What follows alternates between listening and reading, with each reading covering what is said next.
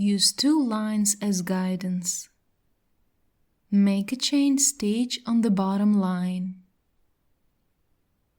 On the top line, align with the chain stitch, make a small stitch without pulling the needle through. Take the thread over and under the needle, then pull the needle to create a knot. Take the needle under the created bridge and repeat the steps. Make another chain stitch connected with the previous one. On the top line, make a small stitch without pulling the needle through.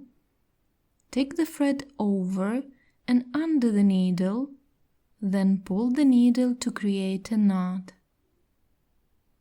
Take the needle under the created bridge, and so forth.